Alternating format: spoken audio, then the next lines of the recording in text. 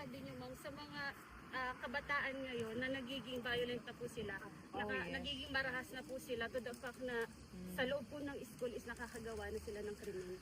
Ganyan kasi ang nangyayari, hindi lang sa kabataan, no, kundi sa lahat ng tao. Ganyan ang nangyayari kapag wala kasi nakikita na leadership. Nagkakanya-kanya yung mga tao. Kung makikita ninyo sa mga empleyado ng gobyerno ngayon, ganun din yung mentality nila. Nagkakanya-kanya sila. Kasi nawawala yung moral ascendancy nung nasa taas. Yung mga nasa taas. Sinabi natin nasa taas, yung ating president, yung ating mga cabinet secretaries at iba pang nagtatrabaho sa Office of the President. Kapag ganun yung nakikita ng mga tao, nawawala yung respeto. Kapag nawawala yung respeto, nagkakanya-kanya lahat ng tao. That is a